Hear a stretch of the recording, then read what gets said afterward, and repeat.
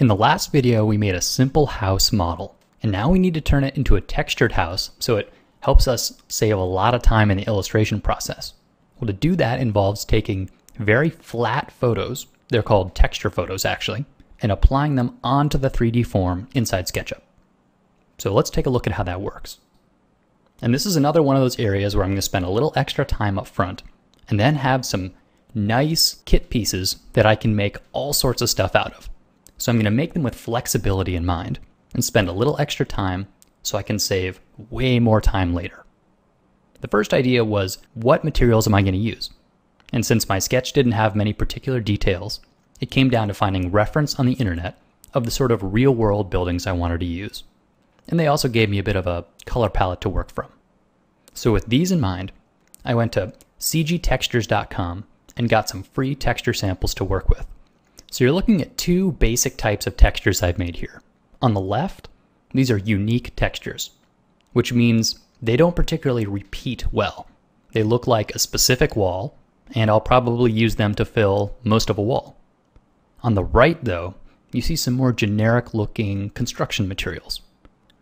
These are what are called repeat tiles. These are textures that I could expand them in either direction, and they would seamlessly repeat. And this is really helpful for generic buildings where a lot of the town is built from a few materials. So I've got a few different type of roof tiles, and then those bricks that look similar to the ones you found in the reference. I've laid them out here for the ease of the video, but actually they're all individual files. So let's take a look at how these sorts of images work in a 3D texture. Here's the simple house that we made in the last video, and I've already pre-made some materials for texturing the first three houses. And if you take a look at the materials palette, you can see little samples of the texture images that I've turned into SketchUp materials. So to start off, I'm going to have a base tile for the whole building. So I'll select all the faces, get out my paint bucket, and choose the repeating brick tile. So this is where a repeat is really nice because you can't tell where the seams are. I could expand this building as big as I wanted, and those bricks would continue everywhere. So tiles are good for generic stuff, but it's also good to sort of counterbalance the generic stuff with some specific stuff.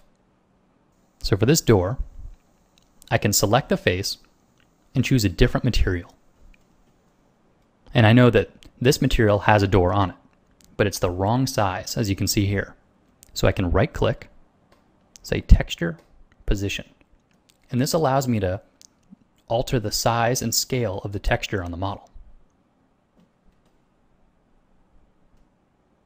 And when I'm happy with it, I just click anywhere else and it confirms it. I'm also going to do the same for a window. And on this one, I'll use a different material that I know has a window in it.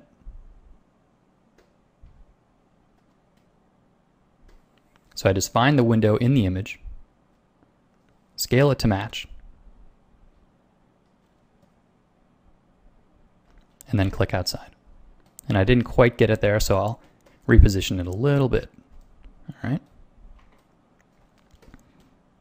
So you can see now why those materials were good to have the straight on camera. Because if those materials I made in Photoshop had a skew to them, it'd be hard to line these up. They have to be isometric texture photos or a straight on camera.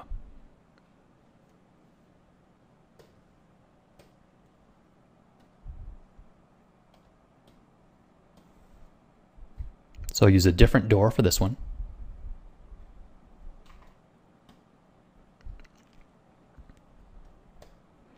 And for these windows, I'll use that same material. It's got some nice windows in it. So sometimes when you make your textures, you keep this in mind that you won't be using the whole thing at one time. Instead, you'll maybe just be using tiny little chunks of it. So there's sort of an abstract art to creating texture images. And it's good to know what the general properties are before you set out.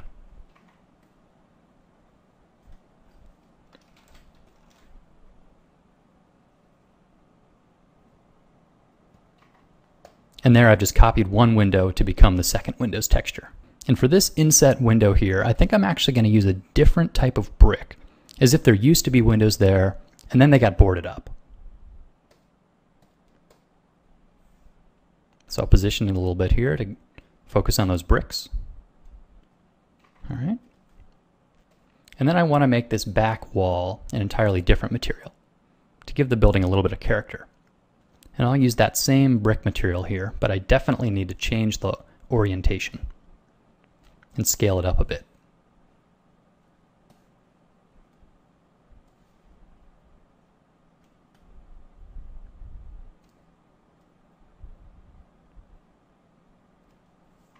And when I'm happy with the building as a whole, I can select all the faces, including the roofs, and make it a component.